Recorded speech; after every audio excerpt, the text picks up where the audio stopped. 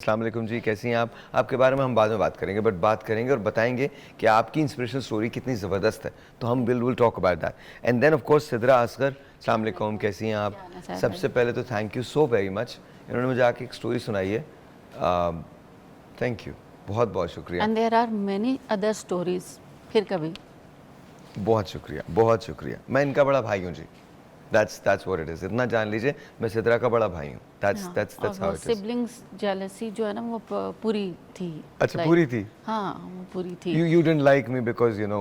हाँ, कि अम्मी कहती थी कि बस चुप कर जाओ, मैं वो देख रही हूँ, आवाज़ ऊंची कर दो, मेरे साथ कोई बात ना करो, और सारा दिन बस आपकी बातें कि कल के शो में ये हुआ, कल के शो में ये हुआ। और आप एक बार अपनी वाइफ को लाए, अपनी बेटी के साथ। ओके। तो we didn't have LCD at that time. तो अम्मी कहती है रोको ना इसको, मैंने देखना है ज़रा गौर से, इसको जूम करो ना। मैंने कहा अम्मी लाइव चल रहा है। तो That was long time back. Okay, चलें, बहुत बहुत शुक्रिया। डेली देखती थी। बहुत बहुत शुक्रिया। अब इन रिपीट में भी थैंक यू सो मच, बहुत बहुत शुक्रिया, बहुत बहुत शुक्रिया, बहुत शुक्रिया। महंगाई डॉक्टर साहिबा, हाँ, किसको फेस होती है महंगाई? मतलब महंगाई में किया क्या जाए, किस तरह से हम महंगाई को बेहतर कर सकते हैं? अगर कोई आदमी बनाई 30,000 रुपये रहा है तो वो गुजारा कैसे करेगा? अनफॉर्चुनेटली इन्फ्लेशन या महंगाई जो है ये एक ऐसा फिनोमेना है जो इस वक्त सारी दुनिया इससे सफ़र कर रही है। तो हम ये नहीं कह सकते कि हम इन्फ्लेशन रेट को चेंज कर सकते हैं, बिकॉज़ ये तो ऑब्वियसली इकोनॉमिस्ट्स का काम है, और हम देख ही रहे हैं कि हमारे इकोनॉमिस्ट जो हैं इसको कैसे हैंडल कर रहे हैं। I will not give any comment on it कि whether they are going it in a wrong way और in a right way, but still effect जो है उसके ऑब्वियसली वो हर इंसान जो है वो फेस कर रहा है, और हर इंसान ही नहीं, हर उम्र से ताल्लुक़ रखने वाला पर्सन जो है वो इसको फेस कर रहा है। मैं सपोर्ट करूँगी जो सबसे ज़्यादा नेगेटिव इफ़ेक्ट्स इसके आ रहे हैं वो male members of the society पे आ रहे हैं, because they are the bread winners of the house. उनको कमाना है, उनको घर को संभालना है, बच्चों को संभालना है, बीवी के अखराजात पूरे करने हैं। तो ये बहुत सारे ऐसे इश्यूज़ हैं जिसकी वजह से उसको बहुत प्रॉब्लम का सामना करना पड़ा है। एक तो इन्फ्लेशन को टैकल कैसे करना है, हाउस होल्ड कैसे करनी है, और उसके साथ साथ फिर इससे होने वाली जो ज़हनी कोफ्त है उससे कैसे फ़ाइट करना है। So every single person is being affected by it.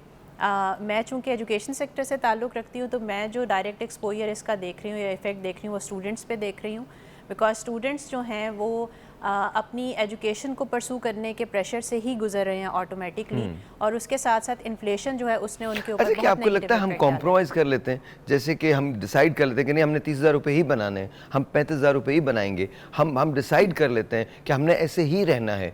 इसके पीछे बहुत सारे फैक्टर्स हैं। एक तो ये कि इंसान जो है उसमें एक नेचुरल इंस्टिंक्ट होती है कि वो अडेप्ट करना सीख जाता है, लेकिन अडेप्टेशन जो है वो किस सिचुएशन में है, नहीं कुछ तो डिटाई भी होती है ना, बिल्कुल, या आगे जाने की जो लगन है उसको कॉम्प्रोमाइज़ कर लेते हो। अनफॉर्चुनेटली हम जो अडाप्ट करते हैं वो अपने हालात के साथ करना शुरू कर देते हैं, और उसके लिए स्टैंड लेना जो है उसकी इंस्टिंक्ट जो उसको दबा देते हैं।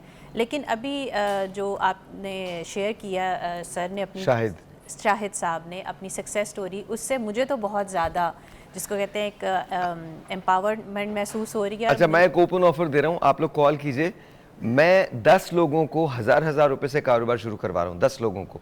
एनी आपको 1,000 रुपये भी नहीं देने, मैं आपका पैसा पे करूंगा, लेकिन आपने कॉल करनी है और शाहिद साहब से बात करनी है, एंड लेट्स सी कि क्या होता है। मैं चाहता हूँ कि ये टेस्ट हम करें ना, 1,000 रुपये से क्या कारोबार शुरू हो सकता है। Let's do it. हाँ जी, अच्छा आप बताइए, आपको क्या लगता है कि महंगाई की वजह से क्या रिश्तों में दरारें आती हैं?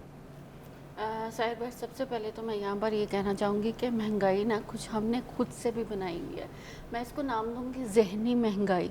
ज़हनी महंगाई, ठीक है। अच्छा, ओके। अच्छा देखिए ना, अब कंपटीशन कितना ज़्यादा है, कंपैरिजंस कितना ज़्यादा है। जब स्कूल में जाता है, कॉलेज में जाता है, माँ कह रही होती है, बेटी तुम्हारे पास ये वाला फ़ोन नहीं है, चल तो परेशान ना हो, मैं तुम्हारे अब्बू को कहूँगी, तुम्हें लेकर देगा। अब्बू बहुत बड़ी चीज़ होते हैं यार, मैं बता रहा हूँ, अब्बू जो होते हैं ना, मुझे उनसे बड़ी हमदर्दियाँ हैं जी। अच्छा, अब्बू से हमदर्दियाँ, तो फिर मैं इस पर बात नहीं करती। तो अच्छा, मैं सॉरी, मैं तो ऐसी मुझे तो है स्टेटस कॉन्शियस, ब्रांड कॉन्शियस। अच्छा, ठीक है। तो आई थिंक महंगाई थोड़ी सी ऑब्वियसली वो तो है, या वो तो हम सब इस क्राइसिस को फेस तो कर रहे हैं, लेकिन थोड़ी सी हमने खुद से भी बनाई हुई है। आपको लगता है कि हमने खुद से भी महंगाई पैदा की है because due to competition? Due to competition, अच्छा। Comparisons and all that. अच्छा जी, एक telephone call, let's see who this is online. Look at the petrol, aha very nice. हमारे एक दोस्त हैं हाफिज उस्मान साहब, तो वो बड़ी कमाल बात करते हैं, उन्हें नज़र नहीं आता। तो एक रोज़ मैंने रेडियो पे एक रखा कि जी आज आपका दिन कैसा गुजरा, तो मैंने उनकी कॉल लग गई, तो उन्होंने कहा जी अस्सलाम वालेकुम साहिर भाई कैसे हैं आप? मैंने कहा जी बिल्कुल। मैंने कहा हाफिज साहब कैसे दिन गुजरा? कहता आहा मज़ा आ गया। मैंने कहा क्या हुआ? कहता 9 बजे से लाइट गई है, 4 बजे आई है। तो अच्छा एक telephone call, let's see who this is online. अस्सलाम वालेकुम। अस्सलाम वालेकुम। वालेकुम सलाम। जी आपका नाम? मिसेज नासिर। मिसेस नासिर, कैसी हैं आप?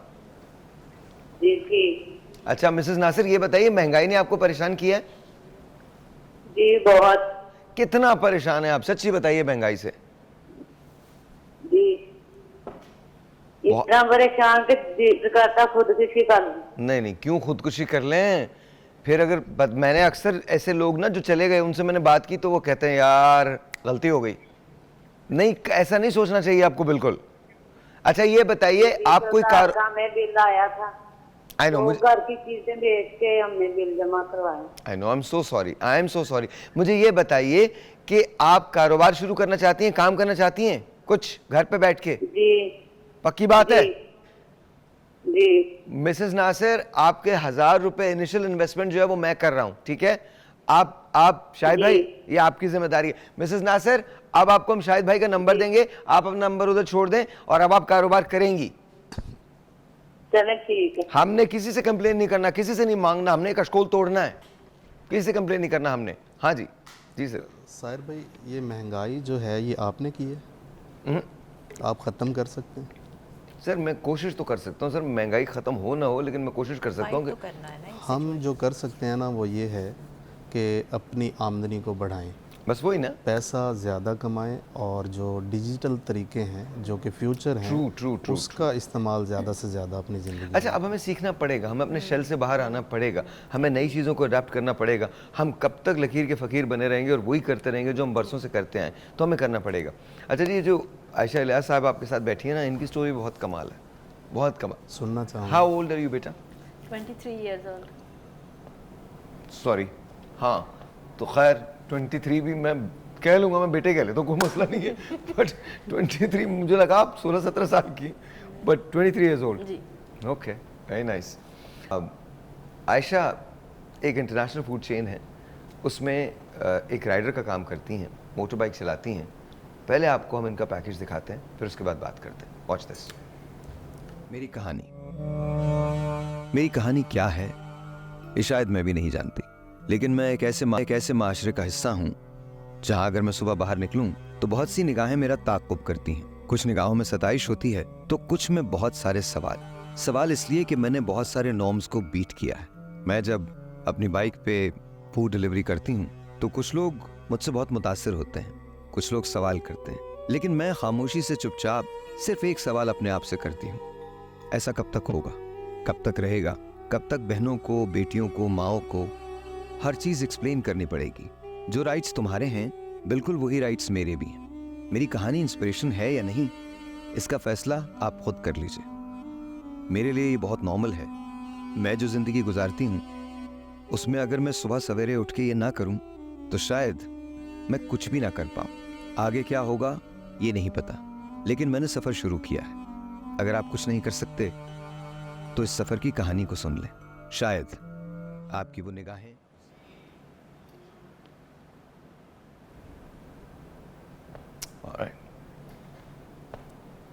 ये जो वीडियो बनी है दिखाइए, कितने बजे उठती हैं आप सुबह? सुबह तो मैं 5 बजे उठ जाती हूँ। 5 बजे? जी। तो क्योंकि मैं स्टडी भी कर रही हूँ साथ साथ, तो फिर मैं 1-2 घंटे स्टडी को देती हूँ। उसके बाद फिर मेरी अम्मी जो हैं वो पैरालाइज हैं, तो उनके साथ मतलब मैं टाइम थोड़ा स्पेंड करती हूँ, उनकी देखभाल करना। उसके बाद फिर मैं अपनी जॉब के लिए तैयारी करना स्टार्ट कर देती हूँ। तो 11 बजे मैं पहली शिफ्ट पे पहुँचती हूँ। 11 से शाम 5:30 मेरी पहली शिफ्ट होती है। उसके बाद 6 बजे से रात 12 बजे तक सेकंड शिफ्ट होती है।